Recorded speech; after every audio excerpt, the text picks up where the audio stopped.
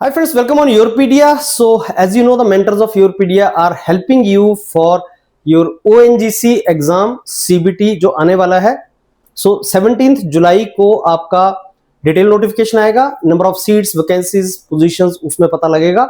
And आपका जो exam 2025 में हुआ था फ्रेंड्स, उसमें 85 क्वेश्चंस थे. 85 में से 40 क्वेश्चन टेक्निकल थे.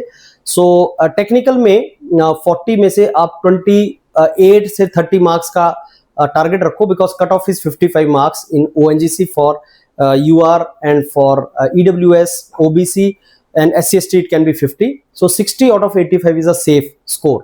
Now to score 60 out of 85, technical में you should think of domain specific में 30 marks out of 40. अब उसमें स्कोर करने का एक तरीका है फ्रेंड्स कि उसमें जो आपके ऐसे कुछ टॉपिक हैं जो अनकन्वेंशनल, जो गेट में नहीं आते, बिना गेट के टॉपिक्स हैं, उनमें you are scoring good. So like there is a topic which you can call application of oil and gas, applications in oil and gas business. उसी में सेफ्टी से लेके हजार्ड से रिलेटेड कुछ टॉपिक्स एंड क्वेश्चंस आ सकते हैं जो chemical engineering से रिलेटेड डोमेन है, क्योंकि केमिकल, पेट्रोलियम एंड मैकेनिकल का वो कॉमन टॉपिक है. एंड यही टॉपिक में से 4-5 क्वेश्चन इजी क्वेश्चन आएंगे, थ्योरेटिकल क्वेश्चन आएंगे, यू कैन स्कोर दैट. और उसमें एक टॉपिक आपके ONGC में जो आपका आ सकता है, वो यहीं से एक टॉपिक आपका फ्रेम कर सकता है. सो ONGC का जो आपका सिलेबस है, if I tell you about the syllabus part of ONGC of different branches, this we have already done the analysis for you for ONGC friends.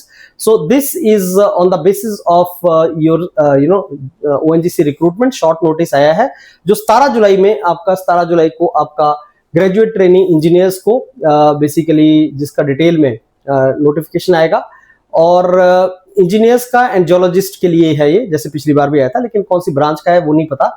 85 and 15 into 15 GD 15 and 85 marks का written है. और ये जो 40 marks है, इसमें से you should target to get 30 के आसपास. और ये कुछ फैक्ट हैं आपके जो एग्जाम है CBT का रिलेटेड, कि कैलकुलेटर अलाउड होता है, कट ऑफ आपकी इतनी जाती है, 2 घंटे का होता है, नेगेटिव मार्किंग नहीं होती. डिफिकल्टी लेवल वगैरह का एनालिसिस हम पहले कर चुके हैं. और टारगेट आपको ये रखना है, अगर आपको 60 रीच करना है तो ये टारगेट सेफ टारगेट है आपको, जो आप रख सकते हैं. और उसी में मेरा आज का वीडियो आपको हेल्पफुल होगा काफी, और you can think of scoring in that.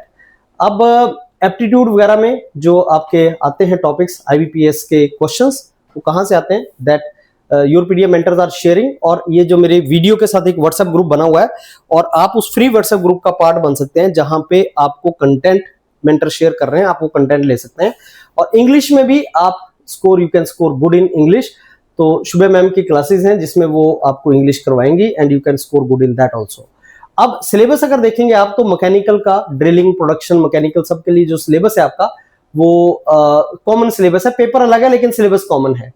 और उसी सिलेबस में एक टॉपिक है फ्रेंड्स आपका, वो है application in oil and gas business.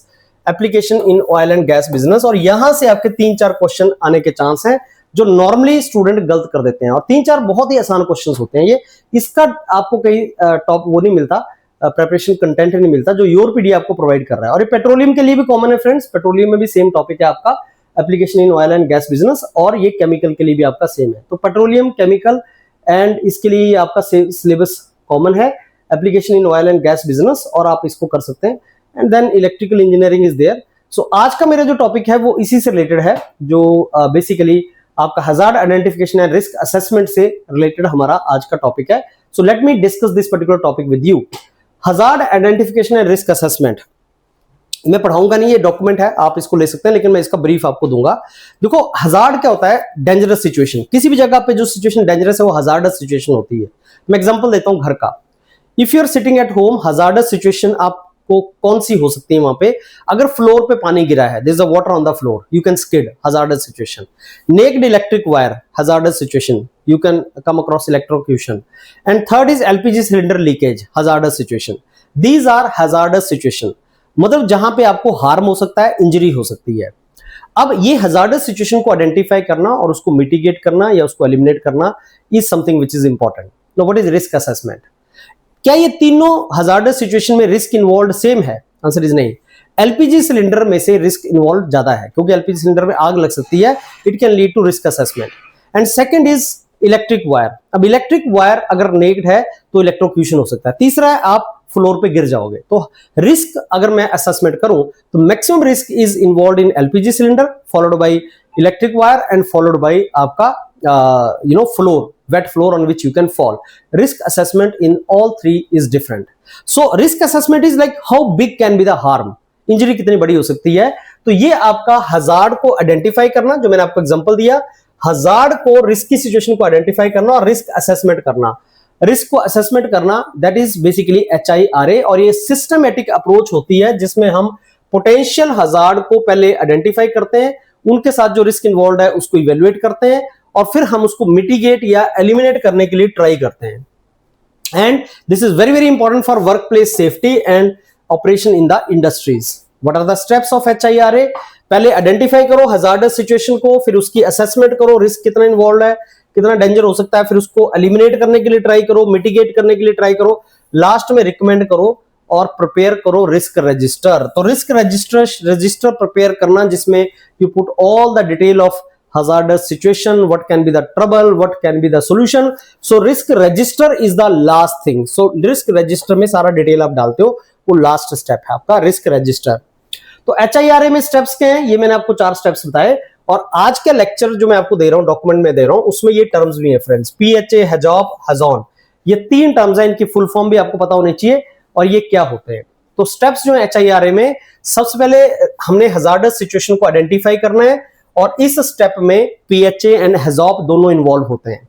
दूसरा है रिस्क का असेसमेंट करना, उसमें HAZON इन्वॉल्व होता है। HAZON means HAZ means hazard and उसमें आपका रिस्क असेसमेंट, तो आपका basically that is the risk का असेसमेंट करना, हमें रिस्क की सिचुएशन का आइडेंटिफिकेशन करना, राइट।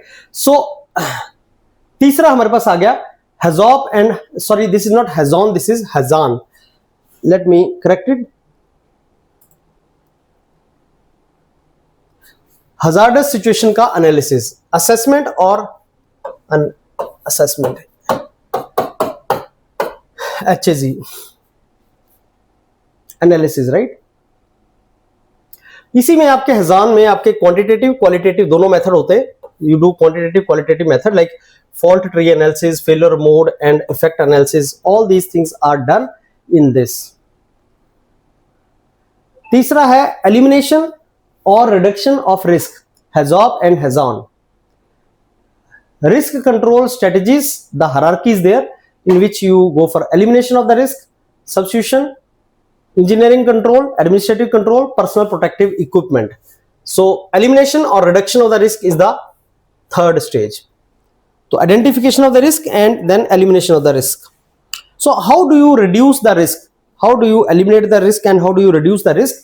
उसका जो तरीका है, सबसे पहले एलिमिनेशन, एलिमिनेट कर दो, सब्स्टिट्यूट करो, engineering control, administrative control, personal protective equipment is least effective. तो ये जो एक रिस्क हायरार्की है, control hierarchy, this is the risk control hierarchy. Most effective is elimination. अगर आपको एलपीजी सिलेंडर से हजार्डस सिचुएशन लग रही है, रिस्की लग रही है, तो एलपीजी सिलेंडर को घर से एलिमिनेट कर दो, हटा दो, that is the best way. But can you do that always? Answer is नहीं। खाना कैसे बनाओगे?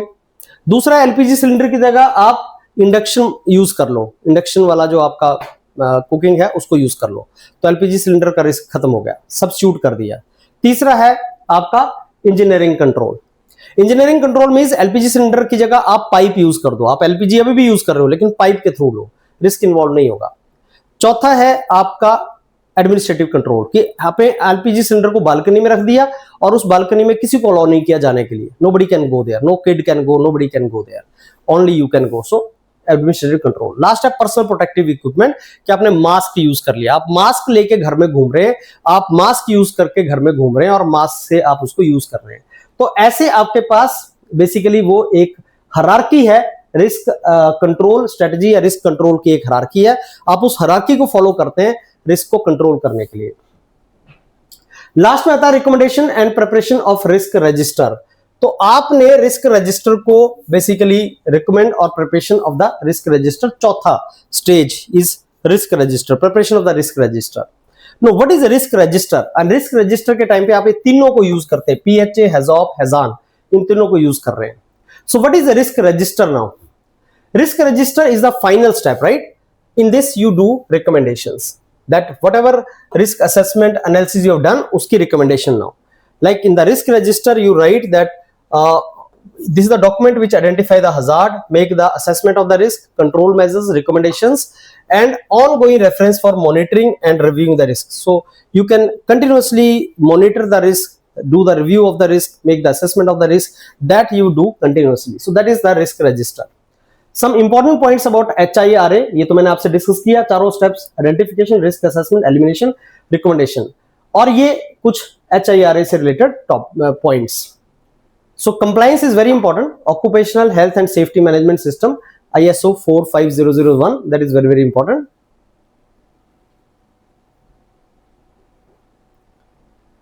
Now, process safety and system safety analysis. So these all terminologies are related to process safety and system safety analysis. So PHA, HAZAN, HAZOP, everything is related to process safety and system safety. It identifies and mitigates the potential hazard throughout system's life cycle.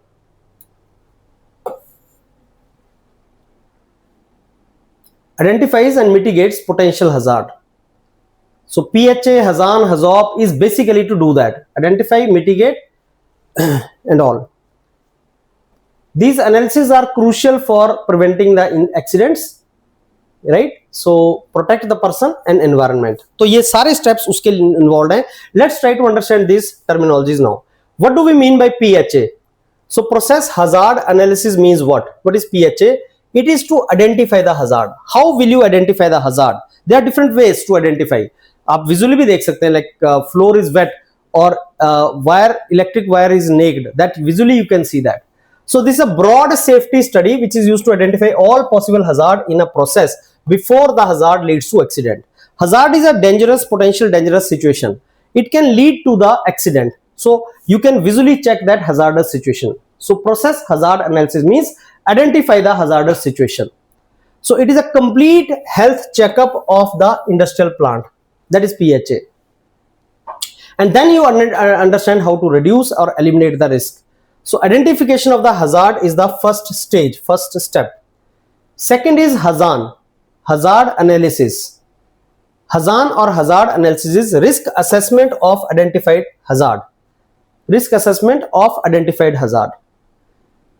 Hazardous analysis basically hazard already आपने identify कर लिया है, अब आपने उसकी risk assessment करनी है. See, hazardous situation can be there, लेकिन risk assessment करना है. Risk assessment means LPG cylinder has maximum risk, electric wire has second, and then third is wet floor. So risk assessment, how big can be the damage, that is called risk assessment. So hazardous analysis में HAZAN, HAZ means hazard, AN means analysis. So HAZAN में risk assessment of identified hazard, that is basically done in HAZAN. So what is the chance of accident, how severe will be the damage, and this is basically the quantitative analysis of the hazardous situation. HAZOP is hazard and operability study. Hazard and operability study is HAZOP.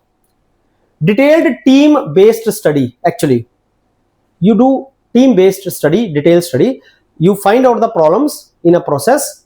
You examine each part of the system step by step. What can be wrong, what can go wrong.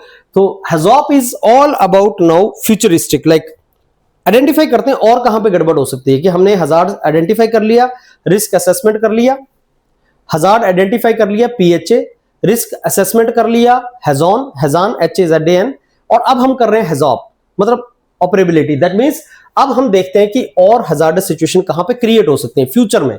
जैसे एक बच्चा है वो wire के साथ खेल रहा है तो एक हजार्डस सिचुएशन बन सकती है.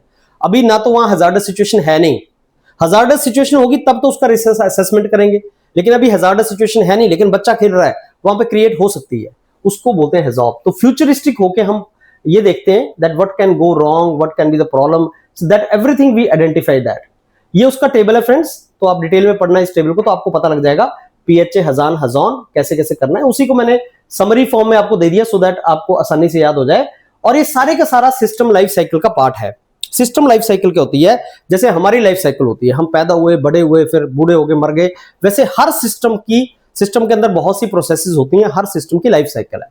सिस्टम में सबसे पहले आपका आता है फ्रेंड्स, सबसे पहले आपका सिस्टम के अंदर आता है उसकी प्लानिंग। आप जब भी सिस्टम को डिजाइन करते हैं तो उसका पहले कंसेप्ट और प्लानिंग आता है। तो सिस्टम को किस तरीके से इवॉल्व होता है, सिस्टम की लाइफ साइकिल, पहले उस सिस्टम को तुम डिफाइन करते हो, प्लान करते हो, कंसीव करते हो, फिर उसको डेवलप करते हो, डिप्लॉय करते हो, सिस्टम को डेवलप करते हो, डिजाइन करते हो उसका, उसके बाद उसमें ऑपरेशन करते हो और फाइनली उसका डिस्पोज ऑफ हो जाता है। तो सिस्टम लाइफ साइकिल में क्या होता है, सिस्टम को डिफाइन करोगे, प्लान करोगे, डिजाइन करोगे, फिर इंप्लीमेंट करोगे, उसको डिप्लॉय करोगे, इंप्लीमेंट करोगे, तो सिस्टम की लाइफ साइकिल ऐसी चलती है। और जब भी कोई सिस्टम आप बनाओगे, जब भी किसी सिस्टम की लाइफ साइकिल आप बनाओगे, तो सिस्टम की लाइफ साइकिल ऐसे ही मूव करेगी और इवेंचुअली ये सारी टर्म्स आपकी hazardous identification, PHA, hazardous risk assessment, आपका हैजॉन एंड हैजॉप, ये सारे आपके सिस्टम लाइफ साइकिल के हर पार्ट में आते हैं। तो what is system life cycle, ये आपको पता होना चाहिए, और उस सिस्टम लाइफ साइकिल का जो इवोल्यूशन है कैसे होता है और ये टर्म्स कहां कहां पे आती हैं, that you should also know. थोड़ा सा और आपको डिटेल दे रहा हूं कि जो आपका सिस्टम एनालिसिस, सेफ्टी एनालिसिस, उसके क्या स्टेप्स होते हैं, सेफ्टी एनालिसिस में हम क्या क्या स्टेप्स को फॉलो करते हैं, hazard identification, risk assessment, safe guard and control, human factor, environment factor, ये उसके कुछ टर्म्स होती हैं। फिर एग्जांपल कि हम अलग अलग टेक्निक्स में कैसे इसको करते हैं, ये कुछ आपके टर्म्स हैं, पीएचए से रिलेटेड हैं। तो हजार्ड आइडेंटिफिकेशन से रिलेटेड कैसे हम हजार्ड को आइडेंटिफाई करते हैं, उसमें कुछ टर्म्स हैं जो बहुत इंपॉर्टेंट है, एग्जाम में आ सकती हैं, वो ये है। व्हाट इफ एनालिसिस करते हैं हम हजार्ड सिचुएशन को आइडेंटिफाई करने के लिए। चेकलिस्ट एनालिसिस, ये बहुत इंपॉर्टेंट है। फॉल्ट ट्री एनालिसिस, ये डिडक्टिव एनालिसिस है। टॉप से स्टार्ट करते हैं और रूट कॉज हम ढूंढते जाते हैं कि रूट कॉज क्या होगा, टॉप से बॉटम की तरफ। Fault tree analysis, event tree analysis, inductive analysis है, ये डिडक्टिव एनालिसिस है। Event tree analysis, inductive analysis, जो स्टार्ट होता है इनिशियल इवेंट से और बाहर की तरफ को पोटेंशियल कंसिक्वेंसेस की तरफ को चलता है। और layer of protection analysis, Lopa, layer of protection analysis वो लोपा होता है, जो इंडिपेंडेंट प्रोटेक्शन लेयर्स के ऊपर बात करता है। तो fault tree analysis, event tree analysis, layer of protection analysis, ये तीन आपके चलते हैं, इनको गो थ्रू कर लो। So this is how you have to understand this all. फिर बहुत से क्वेश्चंस हैं, इन क्वेश्चंस को प्रैक्टिस करना फ्रेंड्स, एंड आपको इसमें कॉन्फिडेंस आएगा। तो अगर ओएनजीसी एग्जाम के लिए जा रहे हैं, डोंट मिस इट, ये इंपॉर्टेंट टॉपिक है। Thank you.